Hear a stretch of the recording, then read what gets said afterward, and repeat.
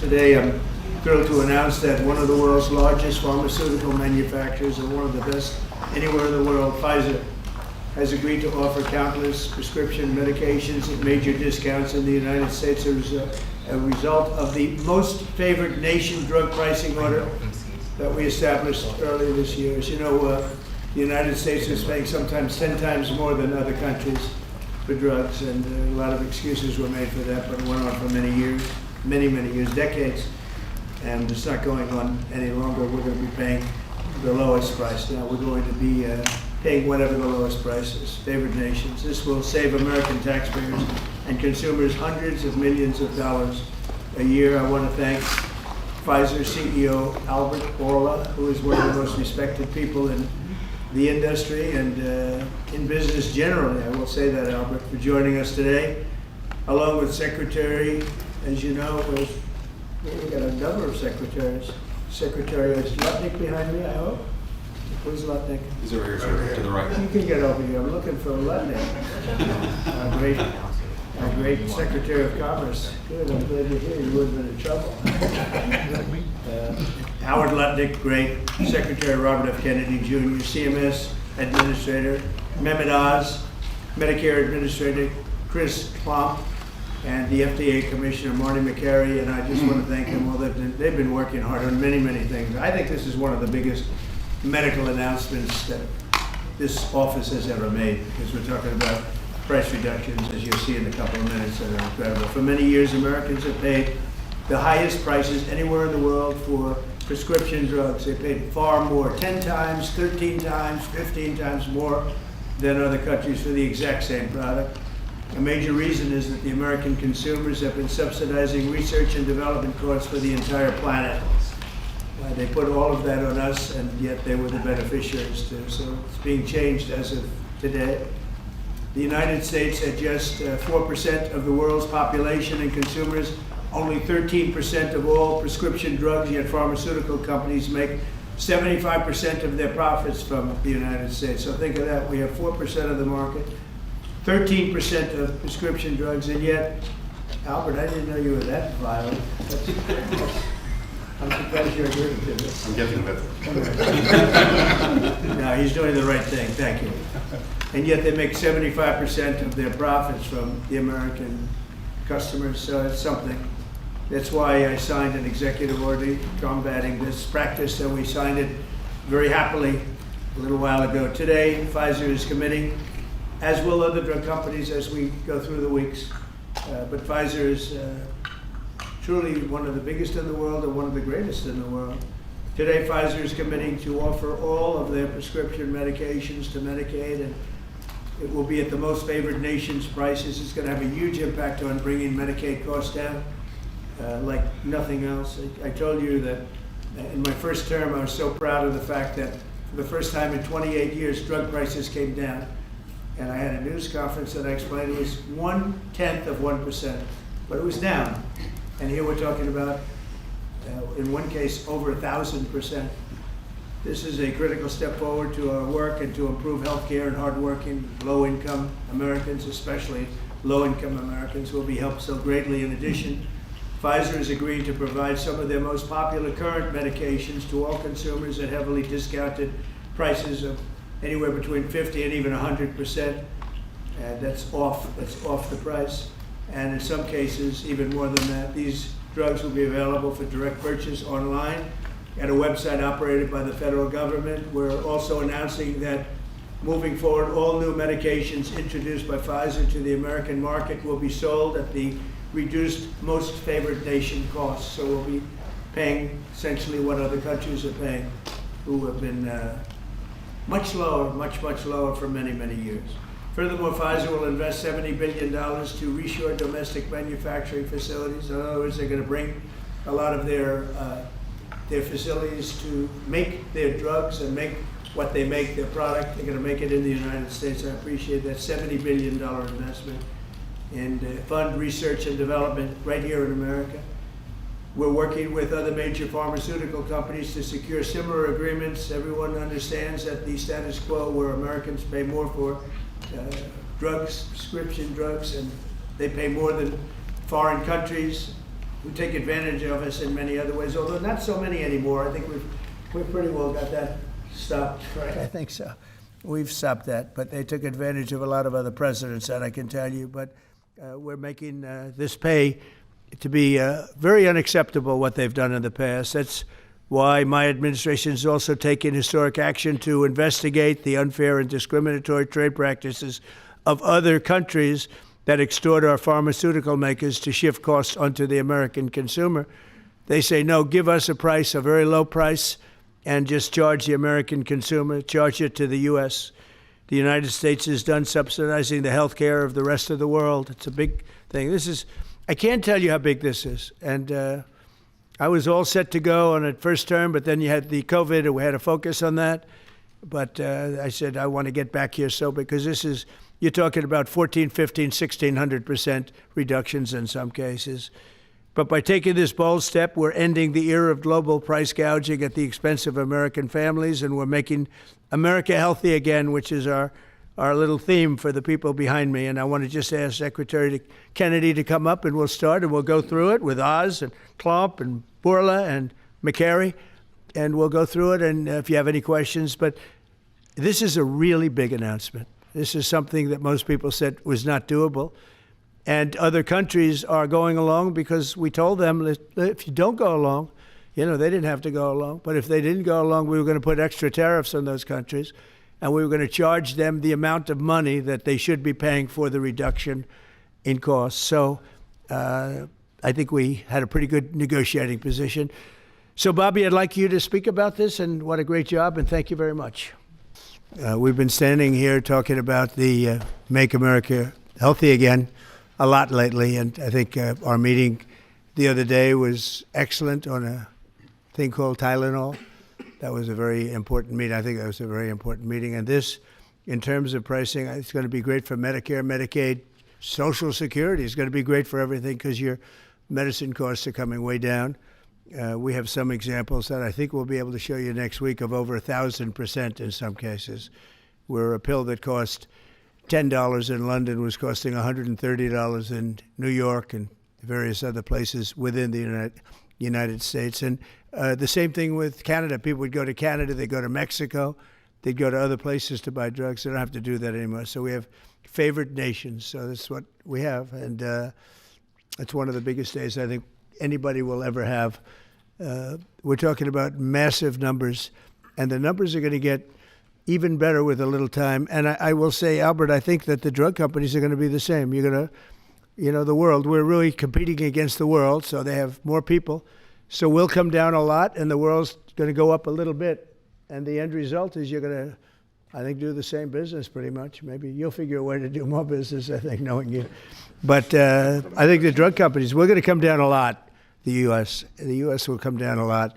But the world, many more people, is going to go up a little bit, and it equalized, and it's a great tribute. And I want to thank everybody up here. JD, thank you for all of your help too, and Howard, great, really great job. Thank you all very much. Do you have any questions? How about we focus on this? It's so big, let's focus on this. Mr. President, can you please give us a timeline? Yeah, Mr. President, first of all, this kind of goes along with your America First campaign promises, for lowering health care costs. On a day that it seems like we're going into a government shutdown led by Democrats on the premise of providing health benefits to illegals, this seems to, your move here is a stark contrast to that. Could the same principles that you did today apply to health insurance, to maybe lower the cost of health insurance? Many Americans are kind of struggling with that. And we're working on just that, little different group, but we're working on just that. It could, I don't know to this extent. We have a pill, one pill in particular we're going to show you next week. It sells for $10 in other countries and $137 in the U.S. And that's coming down now to probably $15 or $18. They'll go up to 18. I think that's pretty much right, Albert. It's not you, but they'll go up to 18, and we'll come down from 135 or whatever down to 18. I mean, that's a massive number. Remember, I was the one that held a news conference because I lowered drug prices by 1/4%. I think it was 1/8 of 1%, but it was the only one in 28 years that brought drug prices down for the year. But it was a very small number. Now we're talking about You're going to see one over 1,000%. Look at these numbers. So, and this has a big impact, even on the discussion that we'll have with Chuck Schumer, who was here yesterday, along with a very nice gentleman who I didn't really know. You know who I'm talking about. The two of them came, and we had a good discussion, and we're going to see what happens. We're going to see what happens. But this has a huge impact on that, because these numbers are going to bring Medicaid. We talk about Obamacare. Obamacare is a failure. Obamacare is not good. It's there, but relative to other health care programs, it's in the lower 20%. It's not good. And I asked the Democrat representatives, what do you think about coming up with a better health care? This actually allows you to do that, because the cost of prescription medicine is a very big, more than 50% the cost of what we're talking about. So we might be able to do something like that. This is one of the biggest news conference from a medical standpoint that I think has ever been had by any administration. Yeah, please. Thank you. I'm curious, where are the other companies other than Pfizer? Are you expecting them to come later? They're all with us. And I was honored to have Albert be the first. He's done a fantastic job with, as you know, with the COVID. He did a fantastic job with a lot of things. He's a leader, and Pfizer is right at the top. It's there. Eli Lilly has been fantastic also, my friend. And they're all coming in over the next week. We're making deals with all of them. And I said, if we don't make a deal, then we're going to tariff them an extra 5, 6, 7, 8%, whatever the difference is, and we'll take it that way. So we took away the advantage by the fact that we have tariffs. We took away the advantage that they would have of just saying no, and we couldn't do anything about it. If they do that, what we do is we'd put a tariff on them of an equivalent amount, and we take it that way. And nobody wants to play that game. So they're going to be, they're all going to be good. We didn't have to mention that to Albert. Well, maybe I whispered it to him very slightly. We had to give ourselves a little bit of an advantage. But the tariffs played a big role, because they know that's what's going to happen. President Trump. You mentioned the exemption of the 232s, but can you share a timeline for when we can expect the results of that 232 investigation? Let Howard answer that question, please. Sure. So while we're negotiating with these companies, we're going to let them play out and finish these negotiations, because they are the most important thing to the American people. So we are standing by, helping and working with them, but the driver of the 232 outcomes is our HHS team, because, look what they've accomplished today. So we are on their side helping them, but that is the model that's going to drive. And you have to understand, Albert's spending $70 billion that he wouldn't be spending because of the tariffs, let's say, and other reasons. I think he liked the winner of November 5th, in all fairness, but because of the tariffs. And that wouldn't happen. He's not going to pay any tariffs, because when he moves here, there are no tariffs. So he won't be paying tariffs. That's the beauty of it. If you move here, there are no tariffs. And we have over $17 trillion, Albert. Do you believe these numbers? So Biden had less than $1 trillion for 4 years. We have over $17 trillion for essentially 8 months. Pretty amazing. When will prices come down, Mr. President? When can Immediately. They're going to start coming down. Drug prices? Well, they'll be starting immediately. Yeah. President, can you speak to what impact you think this reduction in drug prices will have on midterms coming up? I think it's going to have a huge. I said, if we can pull this off before midterms, I've wanted to do it from the beginning, from my first day in first term. And we were doing so well. We had the greatest economy we've ever had. Everything was good. And then we're ready to do this, which is complex and big. It's a big change. But what happened is COVID came, and we focused on COVID. We focused on COVID very hard, with Albert, with the other companies, with everybody. Regeneron was a great thing. We did a lot of therapeutics that were fantastic. And so we focused on that. And I said, if I pull this off again, the first thing I'm going to do, and we've been working on this for 8 months. It's a very big deal. This is a big shock to the system. But it's not as much as I said. They're going to go up. The world is going to go up a little bit. We're going to come down a lot. But now it's fair. We're gonna be paying the same thing. Yeah, please. Trump, in your first term, when you cut the price of insulin, Biden later came in, he tried to steal credit for that. Do you worry that the Democrats are going to try to steal credit for these historic cuts? I really appreciate your question because I did. I cut the price of insulin down to $35. And the problem is with many of these things, now in this case it's going to be pretty quick, but oftentimes you'll do something medically because of the process, and it won't be seen for 2 or 3 years. That happened also with, I could say 4 different things, but just if you talk about insulin, so it was 200, 300, 500, and you couldn't get it, and I got it down to 35. And I said, I hope I win the next election because otherwise whoever wins is going to take credit for it. Well, what happened is we did win the election. We did great. But unfortunately, it didn't work out that way from a practical standpoint. And Biden, when I saw him get up and take credit for the $35 and even less insulin, that was 1,000% lower than what it was just previous. Boy, I tell you, I didn't like it. I didn't like it. So I did the best I could to let him know we did it because we want to be given credit. But we are the ones that got insulin down to that number. And you're right, they tried to take credit for it. They had nothing to do. In fact, they didn't even know what happened. All of a sudden, the insulin price kicked in at $35. And they asked Biden about it. He had no idea what the hell they were talking about. But after they explained, and they didn't really explain to him because he was not capable really of understanding it. But when they went out and talked about it, they acted like it was a great feat by Biden. It had nothing to do with him. And it continues, and we'll get it down even further. But insulin was, people weren't taking it, I would imagine. They couldn't take it. God bless you, Bobby. I hope I didn't catch COVID just there. Don't you have Paxlovid? What is it? He's got Paxlovid. Give me a Paxlovid immediately. While Nancy Pelosi is ignoring what you're doing for the American people, she's going after your administration for cutting taxpayer-funded health care for illegal aliens. Last night, Nancy Pelosi, she went on NBC last night, dropped a bunch of F-bombs, told Republicans to go F themselves. Has she lost her mind? We have done an unbelievable job medically. Just this, if you did nothing else, we've done a lot like the insulin, but just this, nobody can ever catch this. This is the biggest price reduction times, maybe 10 times, 15 times than has ever been given before. And this is going to have a huge impact. You know, as I said, Obamacare is not a good thing. It's been bad. And I'd like to make it better. I told them, I spoke to a lot of people, a lot of Democrats recently. I said, why don't we change it? We can make Obamacare much better.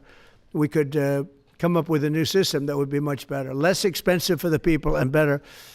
This is maybe the biggest breakthrough because, you know, when you're talking about the prescription drugs, that's a big part of it. So we're going to look. This is prescription, but we're going to be looking at that. We could come up and through this whole thing, you know, because I don't know, we'll probably have a shutdown because one of the things they want to do is they want to give incredible Medicare, the Cadillac Medicare, to illegal immigrants.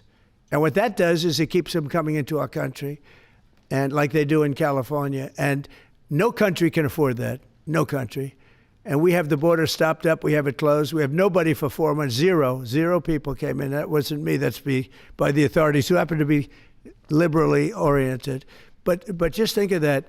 We have people offering health care to people all over the world that they can't afford to pay.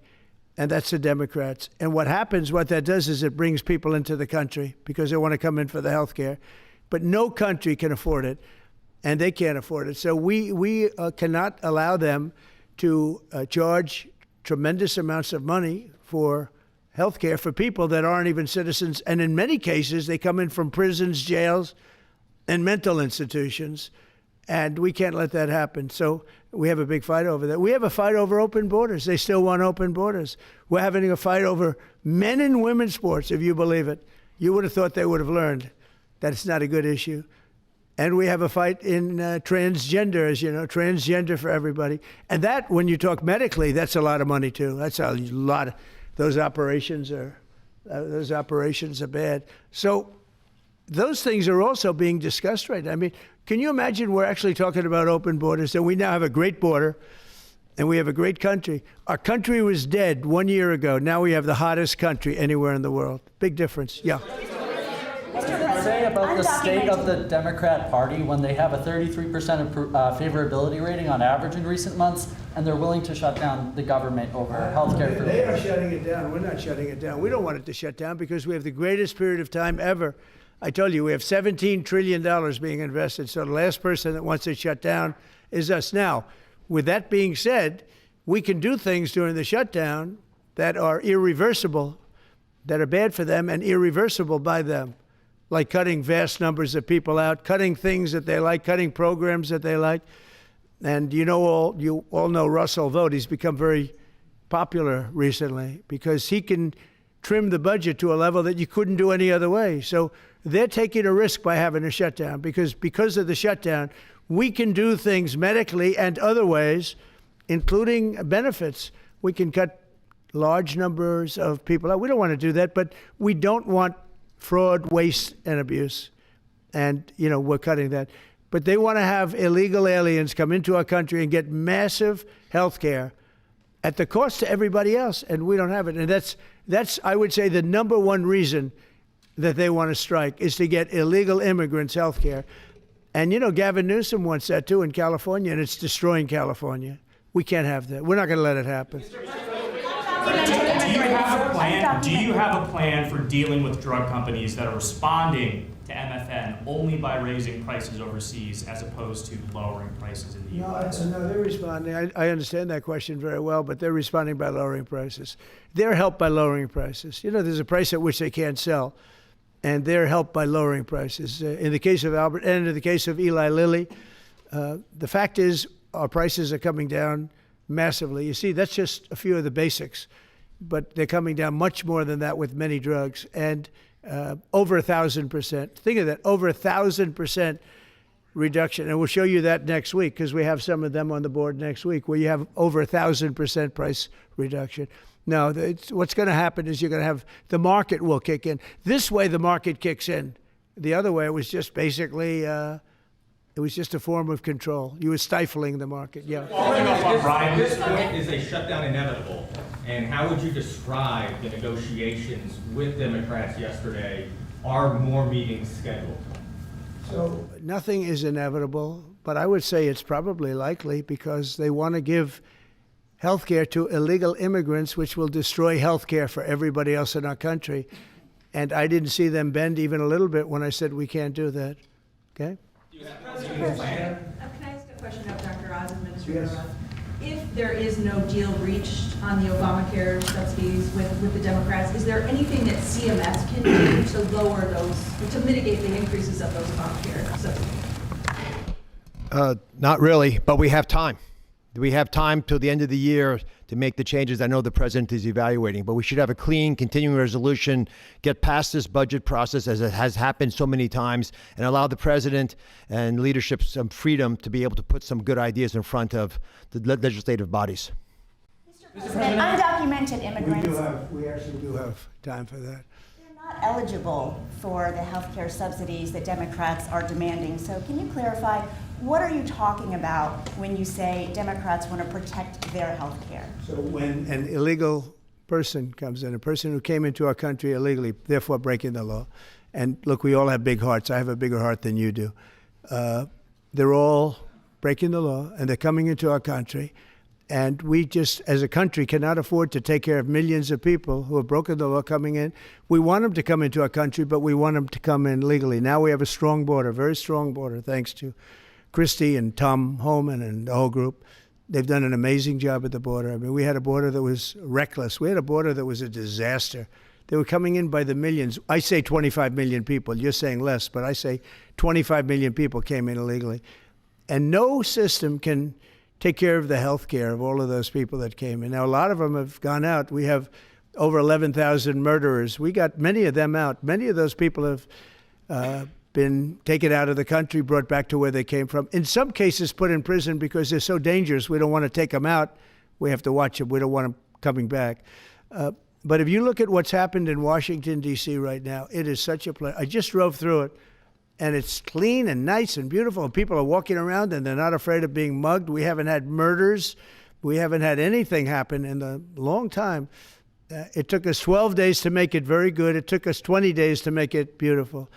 And now we're going to Memphis. But I think we should always keep a presence here, because if we don't keep a presence, it's going to come back never like it was, because we got rid of 1,700 career criminals. You know what that is? One career criminal can give you a lousy reputation for danger, because they commit many crimes a day in some cases. But Washington, D.C. is an unbelievable example of what can happen. And now we're going, as you know, to Memphis, which was very similar to Washington, very dangerous. And we're there, and we're working along very well with the governor, the mayor.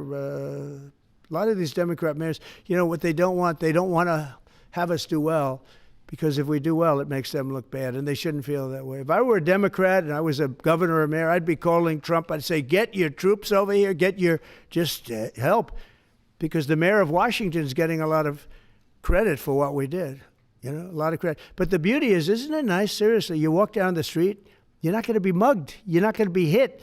We had a meeting about 3-4 months ago, and I was saying to the media, how many of you people have been threatened or mugged or accosted during your walk to the White House? And they said, we don't walk to the White House anymore. But the answer was, remember, Brian, almost everybody's, look at this guy. They even attacked this big, strong guy, right? Didn't you get attacked? Did you? But yeah, just take a look at the other guy, right? What happened to the other guy? I don't know. Those other guys are pretty tough. They're tough with a gun in their hand, right? And yeah, you were hit pretty hard. But almost everybody was. And now, nobody. Anybody been accosted in the last 3 weeks? If I would have said that 6 months ago, half the hands would have been raised out. No, we have a very safe city now. The country's going to be safe. We're doing one at a time, and we'll be going to Chicago. I told you this story. Union Pacific, head of the railroad. He knows this country very well. Started off as a very low-rung employee of the Union Pacific. He's now chairman. He came to me and he said, sir, save Chicago. It's a great city. It's going down fast. They had 11 people killed over the last couple of weeks. 11 people killed. 48 shot. That's not a city. It's a war zone. There's no city in the world like that. And then we have to listen to this Pritzker get up. I know him well. They threw him out of his business, and the family threw him out of the business because he's a loser. But we have to listen to Pritzker get up. He should call me and say, get the troops in. You ever hear that? 11 people over a week and a half killed. And I think it's 48, when you add it up, 48 people shot. And then I have to listen to a governor say how nice it is. It's a wonderful experience. Now, what is a wonderful experience is D.C. People are eating in the restaurants. They just opened 2 new restaurants, which hasn't worked in years. And we had it pretty good 4 years ago. We were just getting ready to do this, but we did it right. And, you know, we have a big victory in the Supreme Court. It's called merit. And so that includes the military. Our soldiers, did you see what they look like? These guys, they look like serious soldiers. They weren't playing games. And they went in there and they did a fantastic job. And Washington, D.C. is now a beautiful, safe city. The restaurants are thriving. The people are walking down the street holding their husband or their boyfriend's hand, and they're not worried about being raped or mugged or shot at. And it's been an amazing thing. And we'll do that in every city. We'll do them sort of one at a time. We'll do a couple at a time. And we have a tremendous force because, as you know, in recruitment numbers, when we put out, 2 years ago, when Biden would put out recruitment, nobody would join. Nobody wanted to be in the military. Nobody wanted to be police. It was just announced this morning. You probably saw my speech over with the military, with the generals, admirals. Record numbers of people signing up for the Navy, the Army, Air Force, Marines, Coast Guard, Space Force. I love Space Force. That was my baby. But we have record numbers of people signing up, and that includes police department, fire department. So, you know, it's been an amazing thing. Well, we're going to have another meeting next week on this. We have another great company coming in, similar kind of numbers. But we're going to show you some 1,000% drops in prices. There has never been anything like this in the history of medicine, and it's an honor. And Albert, I want to thank you, and I want to thank everybody behind me, because you are a great team. We have a great team. Everybody says you have a great cabinet. It's a great team. So thank you, Bobby. Thank you very much. Thank you, everybody.